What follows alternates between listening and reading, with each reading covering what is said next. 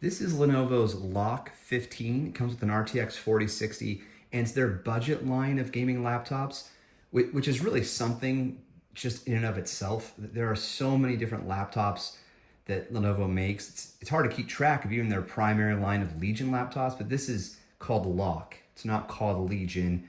And at first glance and first use, definitely really like it. I think it's cool. And it has more of a gamer aesthetic to me, which I actually prefer than the more muted designs of the Pro series and the regular, formerly Slim, but the regular Legion series. Anyway, I've got a Pro right here that I'll put side by side with this. And I'm also going to show you some gameplay. I'm going to load up Days Gone, Dead Space, and Elden Ring, because I like games that have 2 words in their name. And we'll go into some of those details. You see the performance of how they run. But I want to lead by just talking about what this is and its place in the market. So personally, I like the idea of having a more cost-effective option. I think where maybe Lenovo didn't anticipate things going in the market is that NVIDIA, they didn't really make any changes from 2023 to 2024. So it was up to laptop manufacturers to find ways to leverage the same GPUs, upgrade the CPUs, and then have something new to offer to the market. And I think these have been around for 2 years now. And it's my first time getting my hands on one. And so I think if NVIDIA hadn't done that and they just kept iterating year over year, they didn't have this gap year, then maybe this product would make even more sense in the market. But you tell me what you think, because I'm going to go through some of the specifications and such, and we can talk about whether or not I'm onto something here. So, all right, now I'll give you a full tour of this and compare it to the Pro before we get into those gameplay experiences, but I do want to just start with the specs. So with this more budget-friendly computer, you have a 13th gen i7, so 13650HX processor, and a 0.5 terabyte of storage out of the box, 16 gigs of RAM, and this is replaceable RAM. The storage is upgradable as well, and 15.6 inch full HD, so it's 1920 by 1080p, 16 by 9 aspect ratio. It's an IPS anti-glare non-touch display, quite muted in comparison to other laptops, even in this budgetary price range of about $1,000, and a 720p webcam. 144 hertz on the refresh rate for the display. It does come with Wi-Fi 6 and a 1-year warranty. That's good. I'm just reading the specs here off the website. So that's off of Lenovo's main site. It's priced at $910. Right now I'm looking at, is that correct? Yeah, okay. Now right now I'm looking at Best Buy's website. It's $930 for an i5 model. So, and that's not with any discounts or anything. There is an AMD version as well. That one right now is on sale for Black Friday for $700. That's when this starts to get interesting. The other option is you try to find more of a flagship series of laptops from Lenovo or someone else with a better display, similar specifications to yield similar performance, but with a better display. And then perhaps you're paying about the same amount of money. It's hit or miss. And secondhand laptops, especially for gaming, I think are a bad idea. So unless it's somebody like if your friend wants to sell you his or her computer, okay, maybe you can have a better sense of what that computer's been through. But buying a laptop truly secondhand from eBay or Swappa or something, I think is risky. Okay, so let's do the tour and then the side-by-side. So here in the back, you have the majority of your I/O, your USB-A, HDMI, Ethernet, another USB-A, and your proprietary power. This is all of your ventilation here in the back. Now, this cluster, I think, looks really cool. I love the vents. I love the hexagonal pattern they've put in here, the etching. And look at how they separated these ports with these vertical lines. It's not just one vertical line, it's 2. I think it really looks cool. It blends in all very well. This is also very thin for a gaming laptop, this back piece here. Now there is some demarcation as well, so you can see from the top down what ports you're going to be plugging into. These do not light up like they do on the Legion Pro series, but there's going to be a lot of that with this laptop when we talk about it versus the Pro series, because this isn't a Pro series.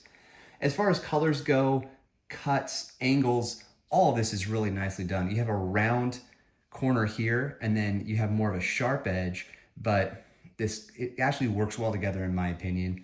Maybe because this is lower down, it's a totally separate piece. You can see how it's lower down. And yeah, I think it looks really good. On the top, you have your LOQ logo. Does not light up or anything like that. I would have preferred, you see this? Okay, you see how the O here has this cutout? So it almost looks like there's a letter Y cutting through it. For a long time, Lenovo put a big Y using the same pattern right here on the top of the displays. I loved that design. It's gone. And unfortunately, it's not here on the LOQ series either. So this is call it the left side of the laptop.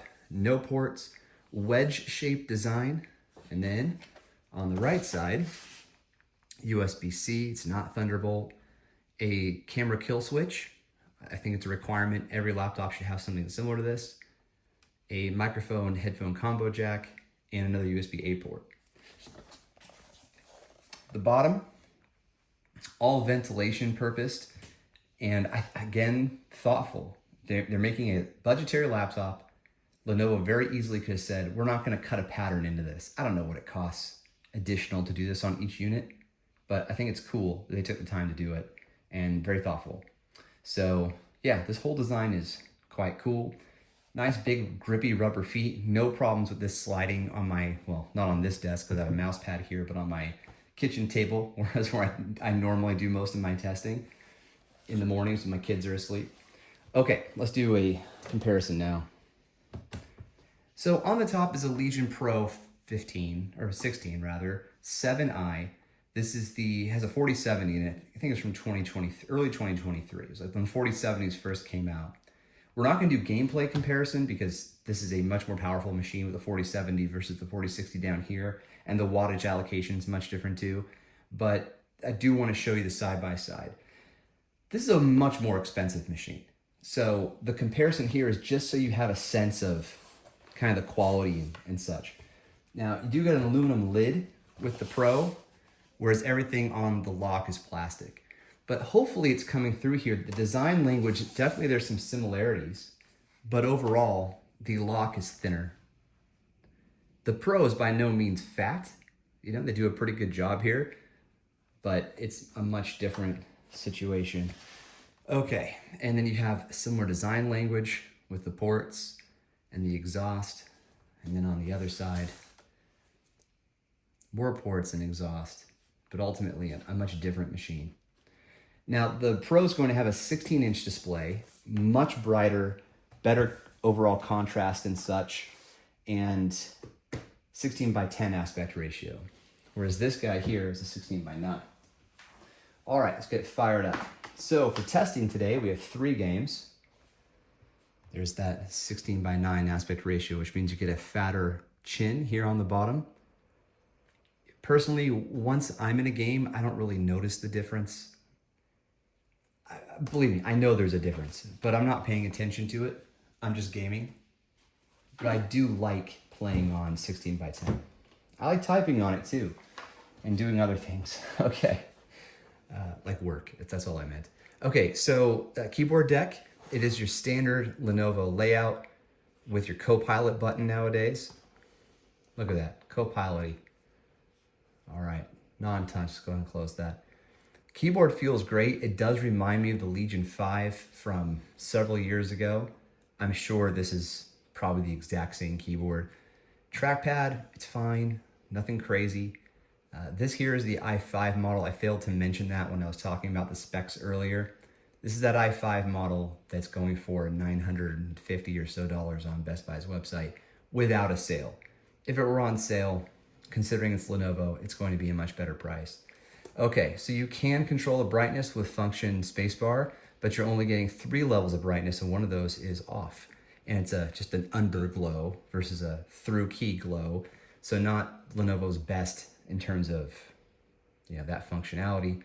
If you do function R, it should change the refresh rate. There it goes. So dropped it from 144 to 60 hertz, something you can use for better battery life. I'm gonna try function Q. There we go. This will put it into performance mode. You'll notice the LED lights around the power button change.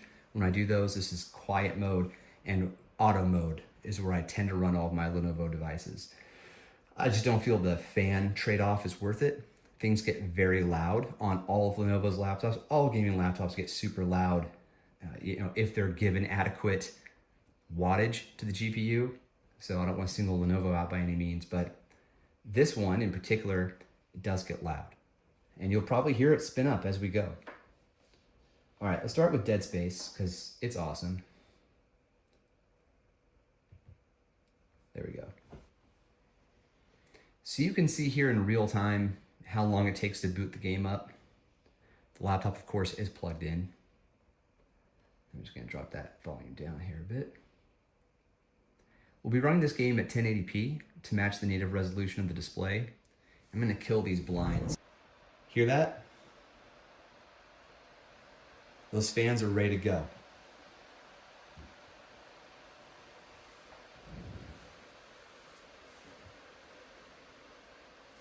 It is at max brightness.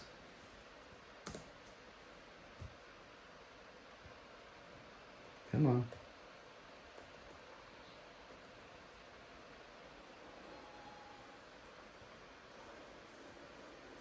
All right, let's check those settings real quick.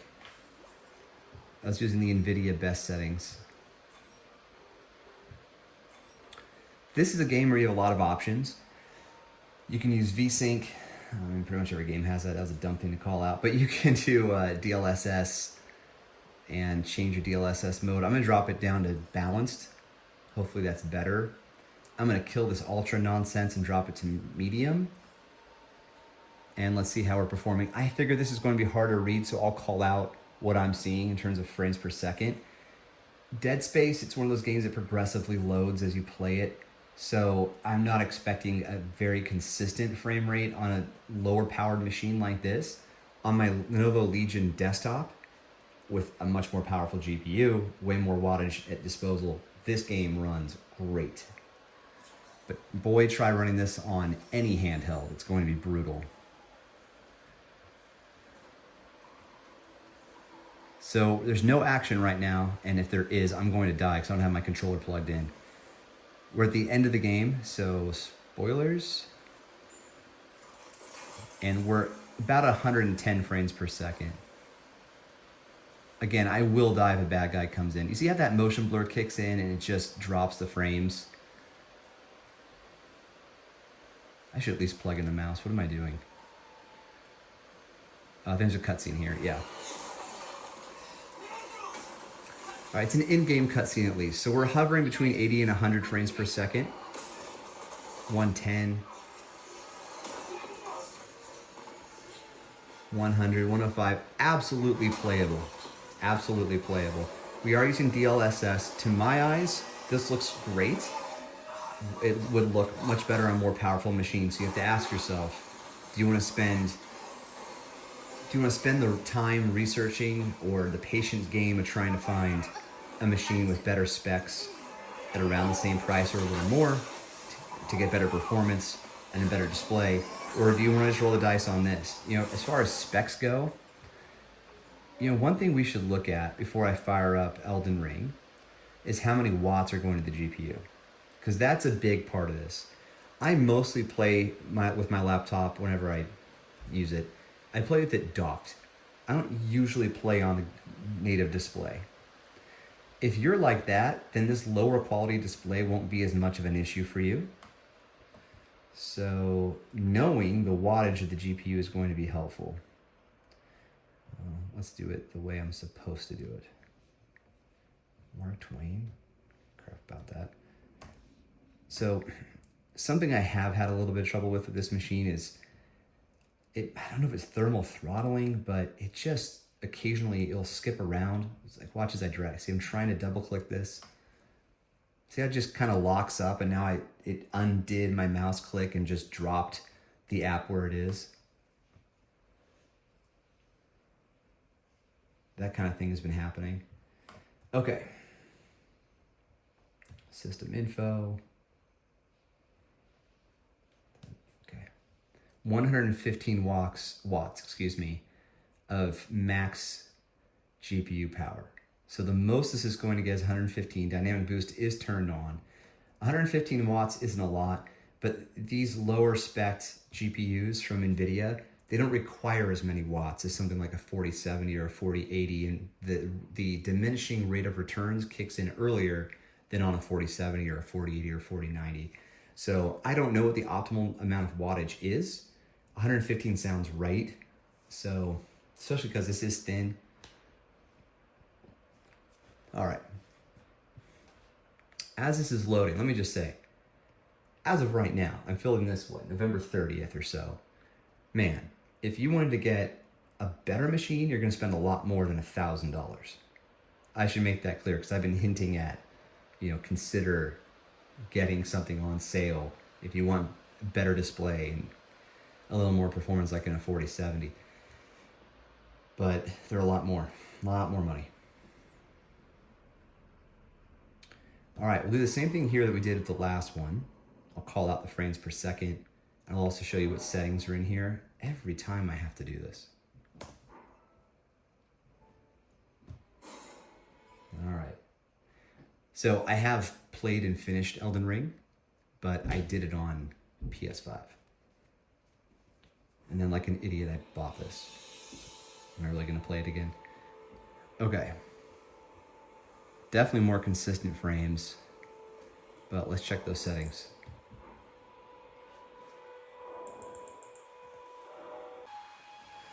All right, I couldn't handle not having a controller anymore, so here we go. Let's see. All right, so we're at 1080p, no ray tracing. Settings are set to high, which I think is totally fine. Everything's on high. And let's see how this goes. So this might hover at 60 the whole time. So this is way more smooth than Dead Space. But like I said, Dead Space has a bit of a habit of being a choppy game in Windows. Yeah, this is plenty smooth. So GPU's only at 75% utilization, now at 80. CPU's at 26. Oh, sorry, I was watching the other thing. I don't even remember the controls here. All right, fair enough. So this is running great at 1080p.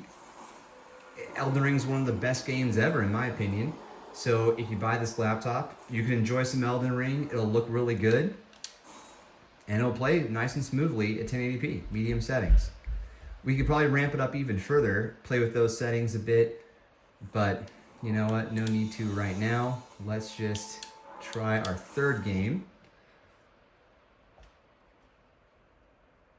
which will be Days Gone.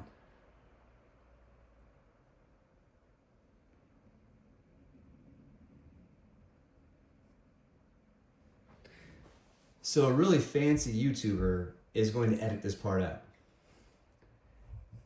I'm not going to. Number one, I'm lazy, and number two, you need to see the reality. I just tapped on Days Gone. I just moved the mouse. You see how there's something going on where it's kind of locking up on me from time to time. All right, let's fire up Days Gone. So in terms of comparison, I've played about 20 minutes of Days Gone on the Legion Go with its, let me pull it out. This thing is awesome. The first time I tried this device, I had already played with the Steam Deck. I have a Steam Deck. I have a Steam Deck OLED. At the time, I had an Ally. Now I have an Ally X. And I was thinking, like, man, who's going to buy this thing? It's uncomfortable to hold. Yes, it has a big, really pretty screen, but it's not the proper, hang on. Anyway, it doesn't have VRR. It's super high resolution.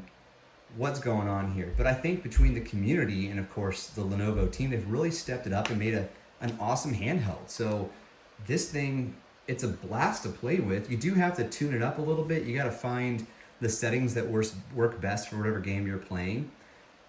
But it does have quite a bit more than the other handhelds. It stands out, certainly by its size, but I think it also stands out because, I never had a problem with hibernation mode.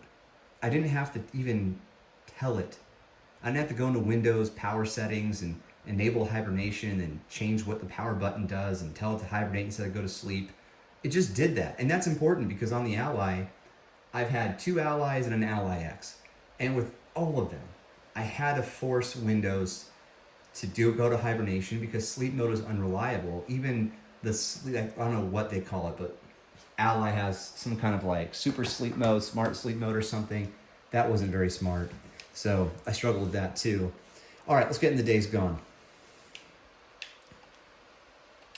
Whoops. All right. We are at 1080p. VSync is enabled. No cap on the frame rate. I didn't make any changes, bro. Okay, graphics settings. Where are all of our settings? That's display. Here we go, graphics. So we're looking at a mix of very high and high. Let's get in there. We're at 109 frames per second. 112. Why can't I sprint? So again, the display on this, the contrast isn't great. So the blacks don't look very black. You can see where it's lit up as black, if that makes sense. But that little red dot in the distance, that's coming through just fine. Let's skip this. This is a great game, by the way, if you haven't played it. It takes a while to get into it.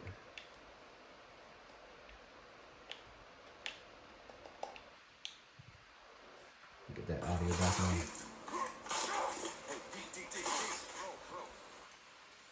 Deacon St. John.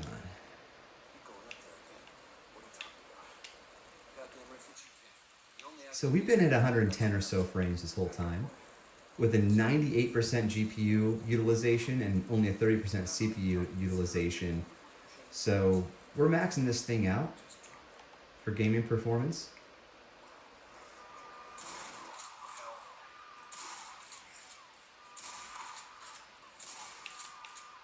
Yeah, 113. Yeah, looks good. Okay, so nothing I've shown you here changes the opinion that I led this video with. I think that, there we go.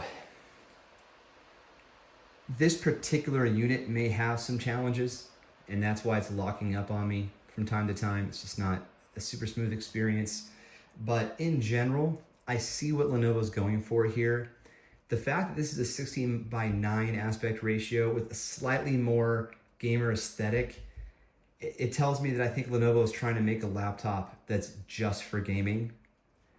The draw of a 16:9 is that you get more vertical screen real estate. So when you're doing things like Word documentation, Excel spreadsheets, browsing on the web, you can read more content per page.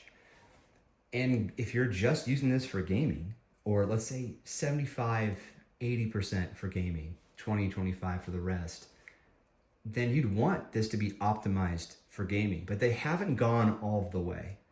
These laptops don't carry the specifications that a gaming laptop can carry. There's no 4070, 4080 model. There's no OLED option on the display. And I don't think the design is gamer enough. If I'm right, that's what they were trying to do with this. Instead, it's more like one leg in this is for gamers and another leg into this is an affordable option for gamers. And if that's the case, then they do have both feet in, and this is a good option for you if you want something a little less expensive, brand new, under $1,000, that's going to be capable. And there's another element here that's not obvious, and that's Lenovo's history. They have a great reputation, very, very good reputation. There are a lot of brands out there that make gaming laptops. I've worked with many of them.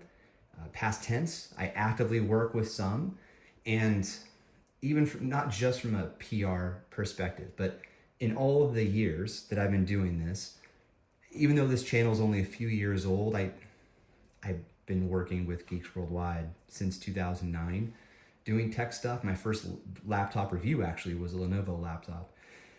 Anyway, they've been the most consistent brand. And that makes sense because they're the biggest laptop consumer computer manufacturer. Did I get that right? In the world. They make more computers and sell more computers than anybody. A lot of that's on the business side, but still, you have to know what you're doing on the business side. How do I put this? If you're making so many computers that you're the number one on the business side, then you're going to have a great opportunity to make good consumer laptops and gaming laptops. All right, rant over. Who is this for? I'm gonna straddle that fence one more time. I don't have a definitive answer. If you want something brand new, very reliable, the brand's reliable out of the box, I would take this review or this video I made, the article I have in the description, which will have way more detail after I thoroughly test this, and also other videos and reviews, and read reviews on Best Buy's website from actual consumers, read reviews on Lenovo's website. I would read those reviews, I'd take more in and see if anyone else is complaining about that stuttering that I showed you. And maybe from there, you'll find an answer that's more clear for you. There's also the option of trying to find a year-old or 11-month-old, but still brand new gaming laptop, like a Lenovo Legion. So if you try to wait for, let's say, the 5000 series GPUs that are probably coming out next year, a Legion with a 14th gen Intel and a 4070, if you're lucky, I think you'd have to be lucky, you could catch it on sale and maybe get it for $13.50 or something. Now you're paying 35% more and you're playing the waiting game, but instead you're getting a better display and probably a better trackpad. I haven't got my hands on the brand new ones, but I imagine they have better trackpads because Lenovo used plastic on the Pros from 2023, like the one I have, and you get better performance. So it's hard to say definitively who this is for. So anyway, I hope you found this helpful, and yeah, I'll do a full review on this in a written article. Just need to spend more time with it. So, all right, thanks for watching. Catch you on the next one. Cheers.